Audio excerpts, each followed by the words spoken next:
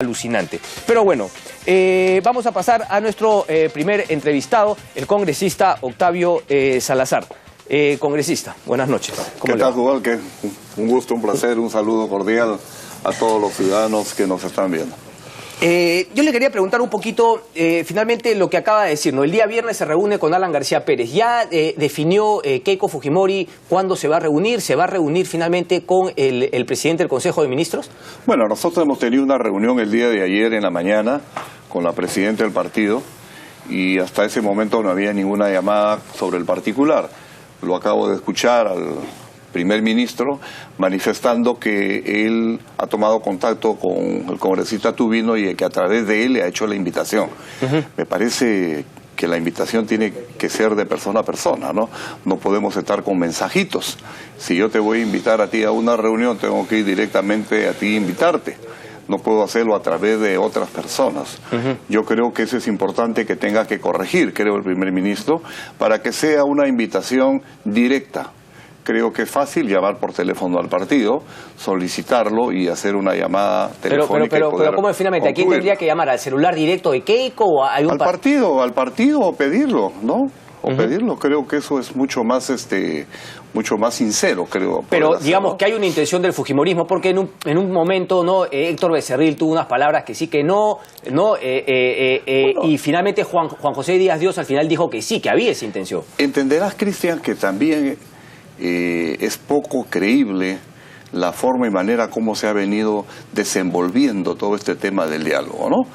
Hemos visto una serie de palabras subidas de tono contra la organización política de Fuerza Popular, no solamente el propio primer ministro y exministro de Defensa, sino el propio presidente hasta el día de ayer y días anteriores, hasta el partido lo trató de cloaca.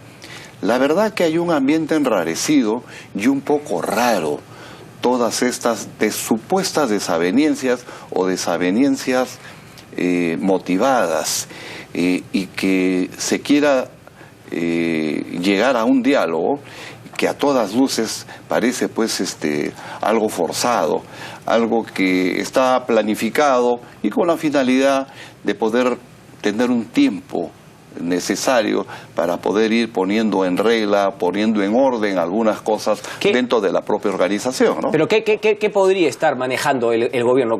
Porque finalmente, claro, el tema del diálogo y todo simplemente pasa por, creo yo, tener el voto de confianza, o por lo menos que no lo censuren, que no le bajen el dedo en el Congreso cuando vaya a su presentación. Pero ya hemos visto, Cristian, todas las actividades de los otros presidentes del Consejo de Ministros que han buscado diálogo. Por un lado, recuerda tú el famoso gabinete del diálogo con el doctor Jiménez. Después se ha venido Ana Jara, también estuvo presente el que fue presidente del gobierno de San Martín. Entonces, mientras se hacían estos intentos de poder generar diálogo, venía el presidente y lanzaba un epíteto contra cualquiera de la oposición, entonces quedaba pues toda una controversia. Es muy difícil creer y pensar de que una persona que tiene una marcada posición con relación a determinados partidos quiera cambiar de la noche a la mañana y decir, bueno, lo quiero hacer por el Perú. Ojalá que sea cierto, pero yo la verdad, créeme que soy un poco escéptico. Yo me baso por las cosas que son muy claras y sobre hechos reales. Esto es un tema un poco raro, es muy difícil pretender creer, no podemos también tildarnos nosotros de ingenuos. Mira tú, cuando se llama al diálogo por la señora Ana Jara, estuvo presente la señora primera dama Nadine Heredia, y ella es la que levanta la mano y dice hay que cerrar la DINI. ¿Por qué? Porque se sabía que todo esto es lo que ya se veía venir. Entonces, el diálogo era motivo de algo, por algo se estaba haciendo. Entonces, cuando nosotros ocupación de que se nos pueda estar utilizando, ¿no? Ok, pero más allá de lo que puedan sentir que se está utilizando del estilo de Pedro Caterino y todo, hay un tema acá finalmente que es el país. Obvio. Es una necesidad, es importante no llegar al extremo de poder cerrar el Congreso, ¿no? ¿Hay una responsabilidad, hay una preocupación de la oposición o solamente desde el punto de vista del partido fujimorista se trata pues de no dar tregua, ¿no? Y simplemente no darle ningún tipo de espacio al gobierno a Pedro Cateriano? Porque sería complicado si es que finalmente no se le da ese voto de confianza y forzamos el tema del cierre del Congreso. Nosotros no somos extremistas, no vamos a llegar a que se tenga necesariamente que patear el tablero, ¿no? Pero las cosas hay que decirlas, porque la ciudadanía tiene que estar enterada, la ciudadanía tiene que saber las cosas cómo se desarrollan, por eso que hay que hacerles una explicación. Pero que indudablemente nosotros vamos a escucharlo a Pedro Cateriano el día que él vaya, pero por supuesto que sí, ya tomaremos una decisión sobre el particular y corporativamente, pero creo que el tema va en esa línea de ideas y esperemos pues de que las cosas exista la sinceridad de vida, porque por un lado el día de ayer ha sido claro, mientras Pedro Cateriano estaba buscando el diálogo, el presidente sale con unas palabras subidas de tono con relación a aquellas personas de la oposición que de una u otra manera fustigan a la señora Nadine Heredia. Entonces, ese tipo de cosas, ese tipo de hechos, obviamente que no hacen pues que el terreno no esté parejo. Correcto, pero finalmente, claro, esos son temas forma, pero finalmente en el fondo es lo que necesita el país. ¿Qué es lo que ustedes necesitarían? Nosotros no vamos a llegar al final, te repito, de esperar de que se tenga que patear el tablero, nosotros vamos a escucharlo. ¿Y qué es lo que necesitan escuchar más allá de la forma, como lo diga, para que finalmente, digamos, no lo censuren, no le bajen el dedo, le puedan dar el voto de confianza o por lo menos abstenerse? Bueno, hay temas de fondo ahorita. Estamos viendo el asunto minero. Te estoy viendo un hashtag tuyo que estás tú con relación a los conflictos sociales. No podemos permitir, imagínate que Tía María pare.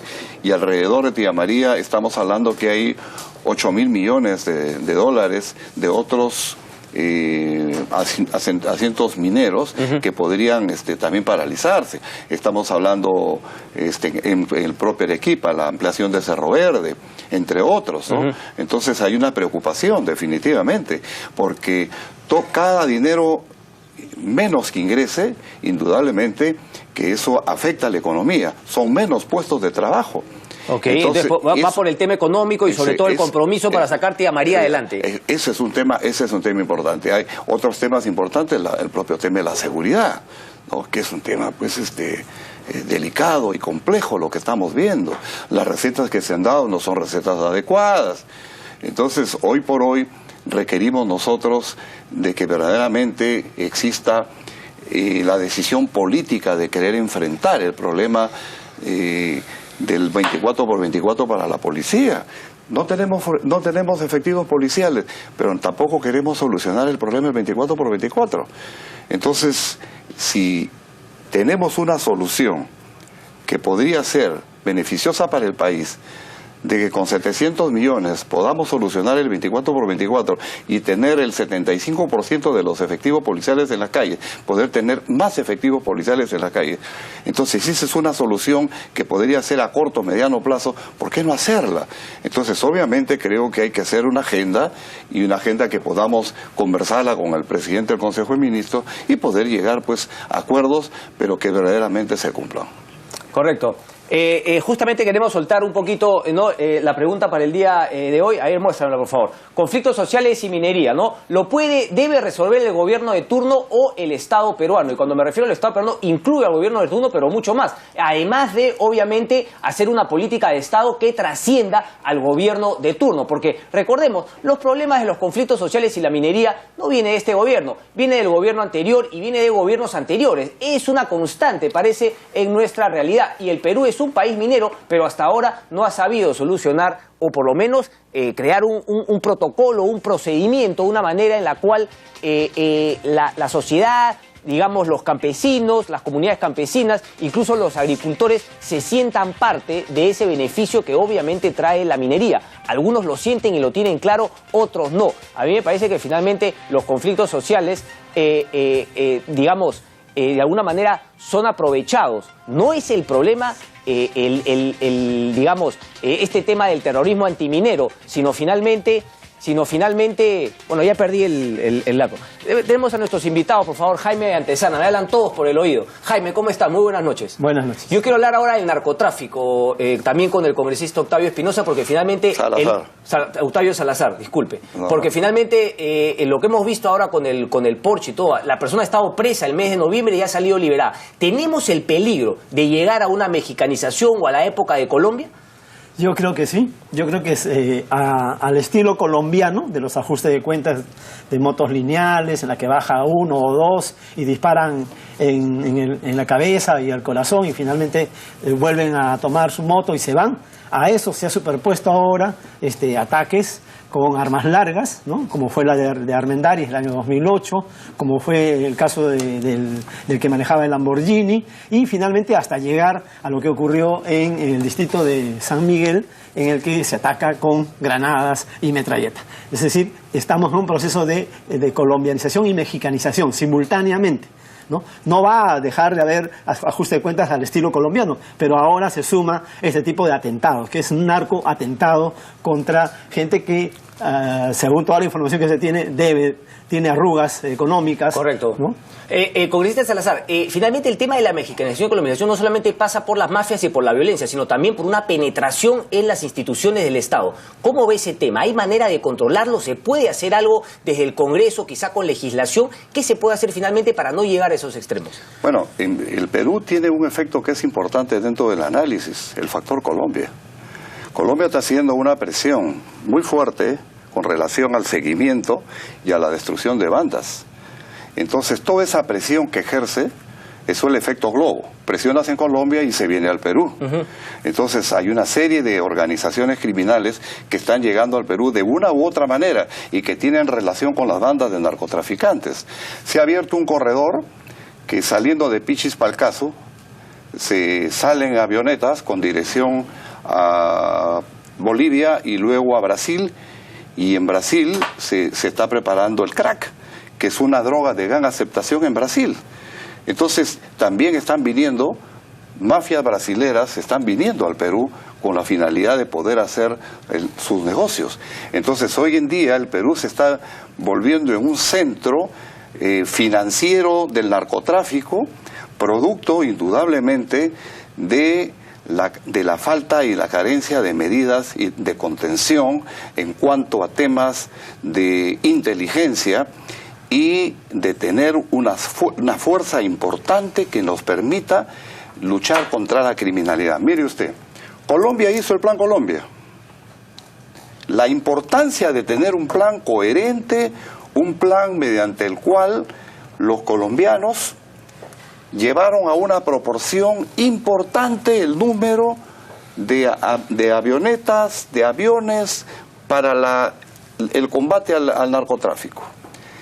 Hoy en día, mientras el Perú tiene 25 helicópteros para la lucha contra el narcotráfico, Colombia tiene 250. La diferencia. Correcto. ¿Y por qué esa diferencia? Porque cuando hicieron el Plan Colombia se hizo un diagnóstico muy importante. Primeramente, el fortalecimiento institucional de los operadores de justicia, que es importante hacerlo hoy en día. Y este fortalecimiento institucional entra a tallar los temas de sueldos, saberes, hacer una limpieza al interior de las instituciones. Claro, pero el fortalecimiento de justicia sirve no solamente para la lucha contra el narcotráfico, sino para todo, incluso para el crecimiento económico. Por eso qué importante es tener un diagnóstico coherente que nos haga a nosotros mejorar en muchos aspectos dentro de la lucha. Jaime, ¿tú estarías de acuerdo con algo parecido al Plan Colombia? Porque claro, el Plan Colombia hubo una participación directa del gobierno norteamericano, ¿no? Que también trajo ciertas reacciones no anti en Colombia. Interdicción aérea, por ejemplo, que era parte, estaba incluido en el Plan Colombia y que ahora no se hace en el Perú. Bueno, definitivamente solo se destruyen las pistas de aterrizaje, ¿no? La semana pasada se informó que habían destruido 33, ayer han informado que se han destruido 13 o 12. Entonces, destruir pistas para que después las vuelvan a rehabilitar o construir o habilitar en nuevos lugares no tiene ningún sentido, ¿no? Entonces, lo que hay que hacer es tener una estrategia nacional e integral de lucha contra el narcotráfico, que incluya precisamente la interdicción aérea, ¿no? Que es lo que dio finalmente algún resultado en los años iniciales de los 90, ¿no? Se logró quebrar el puente aéreo entre Perú y Colombia. Hoy el puente aéreo es Perú, Bolivia, Brasil. Ese es el nuevo puente aéreo. Entonces, ¿cómo quebrar eso? Lo que ha hecho este gobierno, porque ya se puede más o menos imaginar el balance de lo que le resta de su gestión, es que solo ha atacado la oferta. O sea, ha erradicado por aquí, ha incrementado las sumas, inflando las cifras y todo, pero ha atacado solamente la oferta. Y el dinero, y los insumos, y los programas de desarrollo alternativo que no han sido fortalecidos por el Estado. Correcto. Entonces, una estrategia de 2 pies, básicamente. Erradicación más programas de desarrollo alternativo. Eso no funciona. No funciona y por eso es que hoy el Perú... Además, te basas en la parte más débil de la ecuación, ¿verdad? Así es, así es. Y no golpeas a los eslabones intermedios. Tiene que haber un narcoatentado para descubrir a Gerald Oropesa. Correcto. Para descubrir que su padre fue aprista. Correcto. ¿No? Y murió... Y que además que tiene que haber tenido cierta vinculación, digamos, en aparatos del Estado para que haya estado viviendo en la casa que está en posesión del Estado peruano porque se la incautó a Cruciat. Congresista, yo le quiero preguntar sobre también, finalmente, el lavado de activos. ¿Se está haciendo algo la unidad de inteligencia financiera? Porque por ahí viene el plata. O sea, ¿qué tanto nos ha penetrado la plata del narcotráfico en nuestra economía? Mira, ve, a mí me encantaría que los órganos de inteligencia, lejos de estar siguiendo a políticos, a periodistas, tal cual, ¿no? Entonces se empiece, por ejemplo, los 500 carros más costosos en el Perú. Le doy esa tarea. Claro. Los 500 carros más costosos, 400.000, 500.000 dólares. A ver, ¿de dónde pecata mía? A ver, justifique usted cómo lo ha comprado. Y esas son de lo que debemos estarlo. Entonces, fíjate, yo soy uno de los convencidos que nosotros tenemos que tener un plan Perú.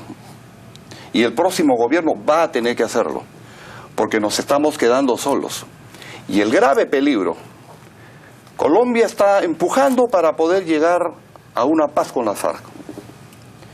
Pero se va a dar un fenómeno. Colombia tenía 14.000 movilizables de las FARC, hoy tiene 7.000. O sea, ¿usted cree que la paz en Colombia nos complica al Perú? Nos complica, porque mucha gente que diga, pase usted, reincorpórese a la vida democrática nacional colombiana. Muchos no van a querer, porque ya saben solamente están acostumbrados. Claro. Entonces, ¿ellos a dónde se van a ir? Se van a ir a la frontera del Putumayo. Y en la frontera del Putumayo, en el tripartito, pues ahí se está generando un BRAE. Y se va a generar un BRAE. Ha crecido 800% de esa zona. De 300 y pico hectáreas se ha ido a 3.075. Y eso va a seguir creciendo.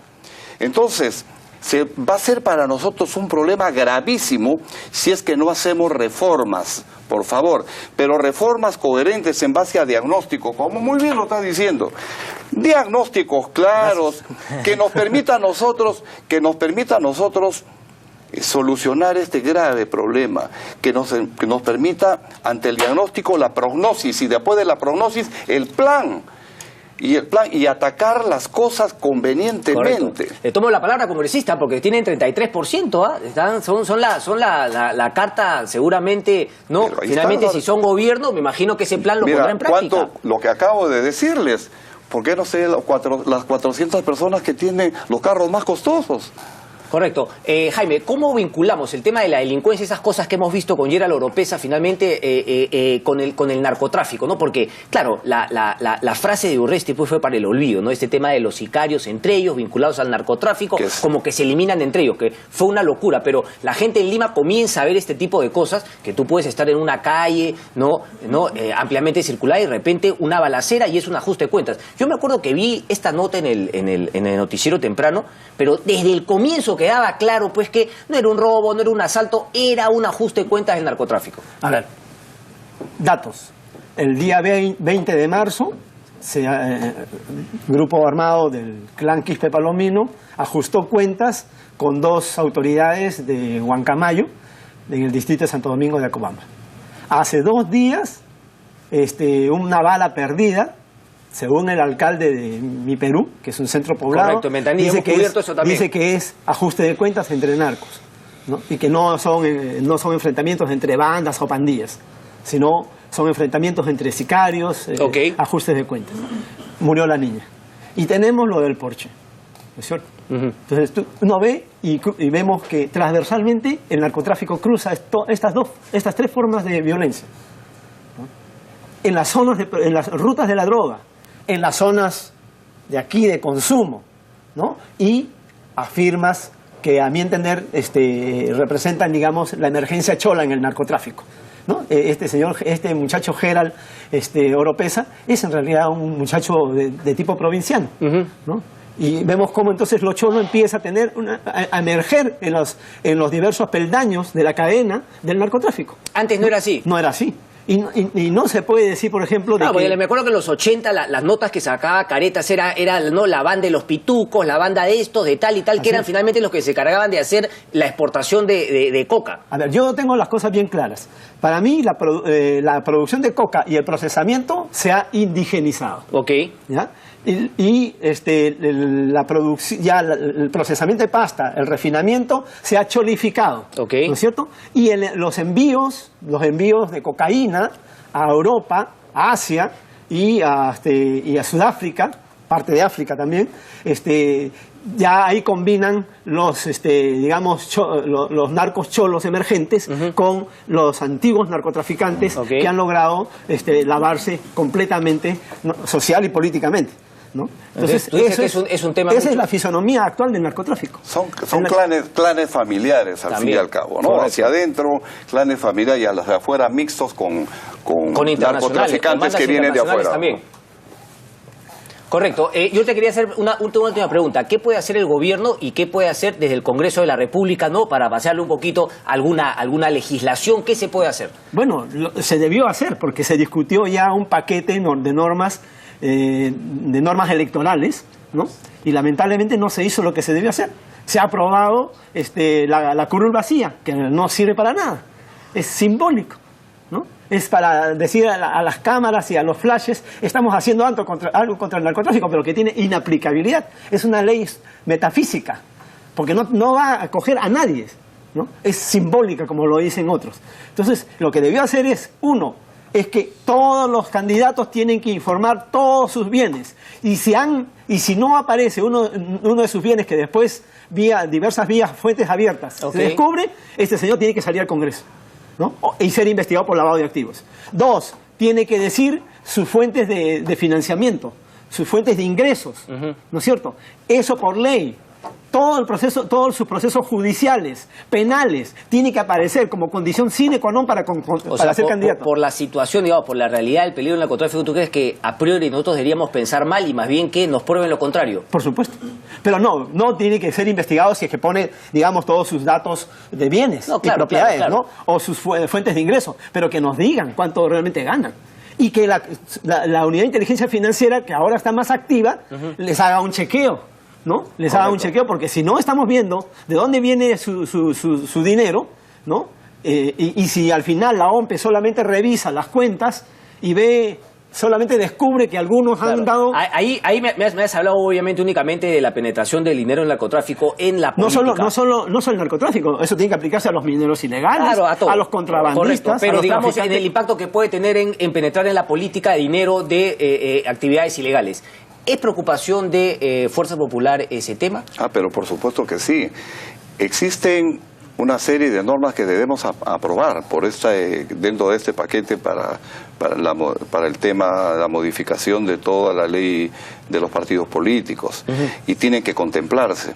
Lamentablemente el Congreso es un foro pues que a veces se coge un tema y nos pasamos discutiendo hasta las calendas griegas y nos vamos demorando. Pero yo pienso que Ana Solórzano debe tomar estas normas y tenemos que sacarlas, porque esa es una forma y una manera de mirar las cosas con mucha transparencia, y que esto de una forma u otra tiene que frenar. Lo que el Perú necesita urgente es una dirección nacional contra el crimen organizado. ¿Dónde la han colocado durante este gobierno? La han colocado dentro del Ministerio del Interior. ¿Qué hace dentro del Ministerio del Interior? Esa tiene que estar dentro de la Policía Nacional. Y eso tiene que... no guarda una coherencia. Eso tiene que estar dentro de la policía. Correcto. O sea, para terminar, con fiscales, yo quiero decirle, inteligencia financiera. Tomarle la palabra al congresista. ¿Por qué no dicen que nos investiguen por el aporte de Luis Calle Quirós? Correcto. que dio Fujimorismo, 41.000 soles a la campaña electoral de ahí Keiko está, del por año ahí viene el 2011. tema. Bueno, Entonces, si cada uno quiere cada enfrentar, uno- cada- quiere enfrentar el tema del narcotráfico, la infiltración del dinero narco, este señor está en la lista negra de los Estados Unidos. Sí. Así es que no es cualquier narquito, es un personaje que está siendo investigado incluso a nivel internacional. Indudablemente que sí. Pero yo te digo una cosa que cada uno tiene que responder. Y dentro de una organización política existe las personas que se dedican a lo que es captación de fondos. Y esa persona tendrá que responder en su debido momento. Claro, pero Y que el se le- partido puede mostrar un interés real, ¿no? Obviamente. Y claro, que hasta ahora claro quizás que no lo sí. hemos visto todavía. No, Por supuesto que sí, que tiene que haber. Correcto. Tiene que haber control de daños. Correcto. Y hay que hacer la mano muy dura. Por favor, estos son temas complicados y que hay que tomar las medidas necesarias y en el momento necesario. Correcto. Esto no puede pasarse. Congresista, un placer. Jaime No, Tesano, para mí muchas también. gracias. Ok. Ha llegado tarde, pero me has dado esa pelota, lo has apretado ahí al congresista. Bien, señores, vamos llegando al final de este primer bloque a la pregunta, Sí, ¿no? minutos. Este gobierno debe tener la capacidad de resolver estos problemas y no dejar una carga